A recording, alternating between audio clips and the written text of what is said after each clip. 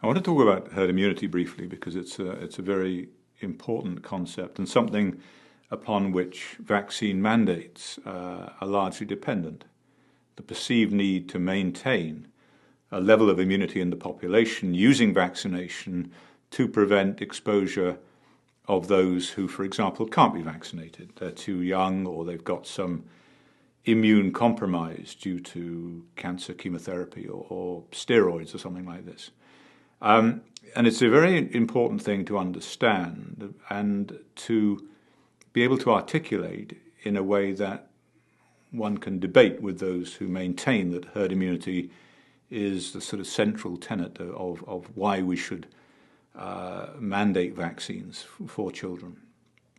What I want to do is separate it out into natural herd immunity that occurred before the vaccine era and then herd immunity or the perception of herd immunity in the vaccine era. Now, firstly, natural herd immunity did not act to prevent infection. What it did was act to prevent infection in those at highest risk of complications. For example, the very young. And we'll just go into how vaccination has changed that. And let's use measles. We'll look at several viruses, but let's use measles as an example. Firstly, herd immunity, natural herd immunity, protection against serious morbidity and mortality, death from infection, was declining dramatically from measles long before the vaccine ever came in. So herd immunity was changing over time. It was improving to the extent that beyond 1920 in the UK and the US, there was a dramatic fall in case fatality rate, in the death from infection, by 99.6% before the vaccine ever came in. Now the question would be is what would have happened if we'd never vaccinated? If you'd followed the natural trend of that curve, it was approaching zero. Would it have gone to zero in the absence of vaccination? And the answer is very likely yes. That was the natural trend. Of course, we'll never know because we intervened with vaccination. The question is why? Why was case fatality rate and morbidity, the seriousness of the infection itself and its complications, falling so dramatically? And this is down to pattern of exposure. These are socioeconomic circumstances. So one of the risks of serious adverse outcome from measles is the intensity of the exposure, the amount of virus that you get. And as family sizes decreased, slum dwellings decreased, children sharing beds and bedrooms declined, the intensity of exposure dropped. And over time, not only did the intensity of exposure drop, but nutritional status improved. So vitamins such as C, as D and A improved, and all of these helped immune defenses. So what we were seeing was a decline, a natural decline in the seriousness of the infection long in advance of vaccines coming in. And that was an example of natural herd immunity. It was operating to protect babies.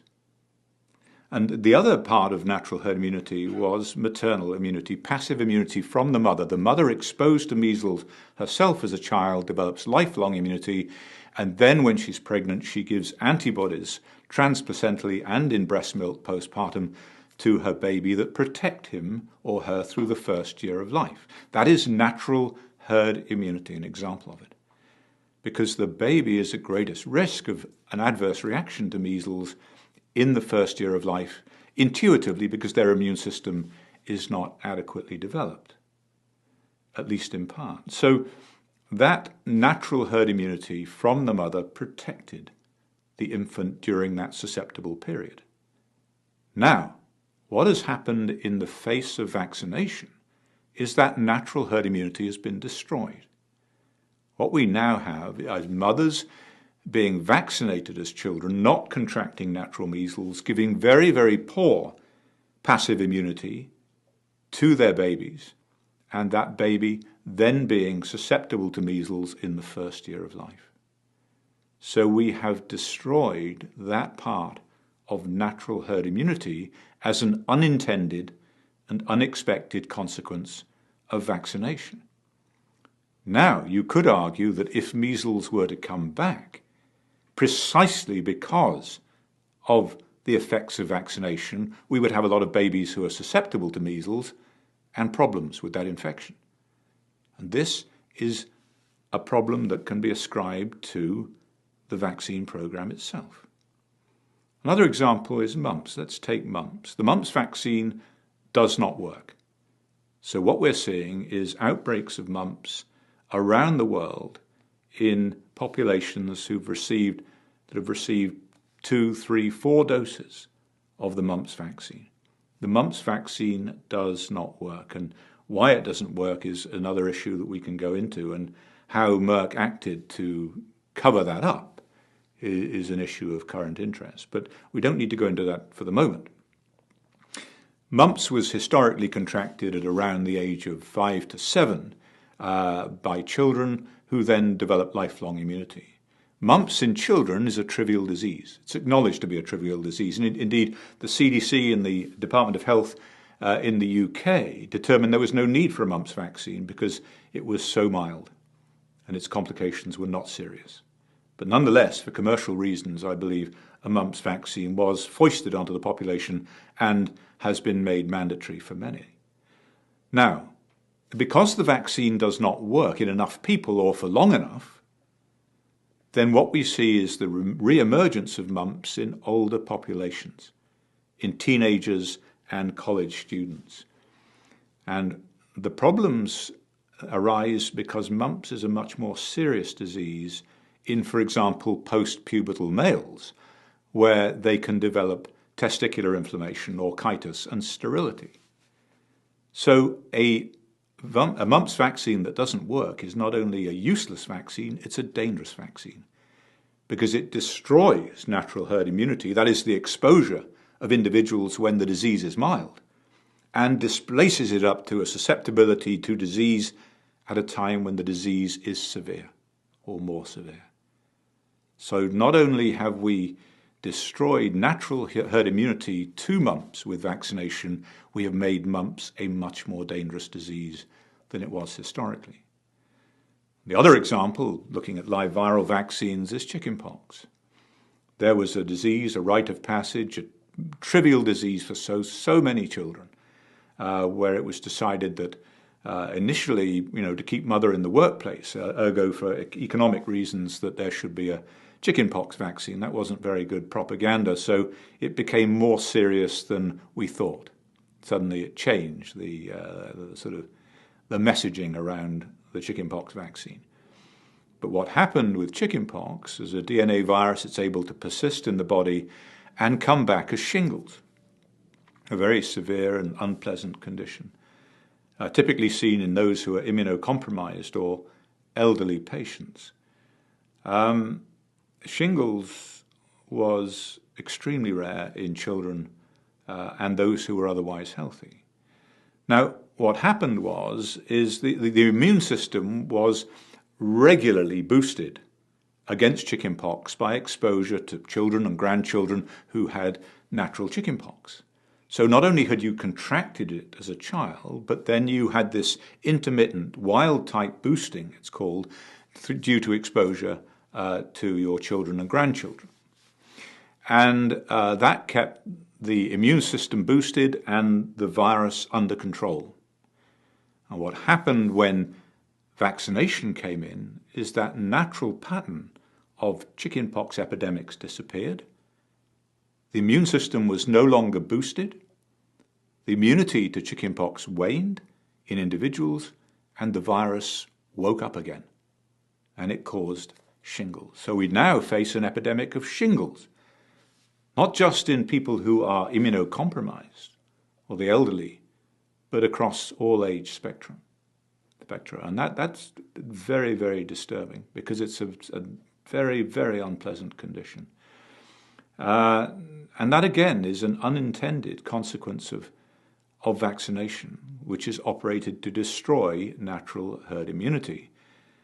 And the response of that by the companies, by the manufacturers, is, wow, we've created another market, we've created another epidemic, so let's make a vaccine against it. So they took the chickenpox vaccine, multiplied it 10 times the dose, and turned it into what was called a Zostavax or shingles vaccine.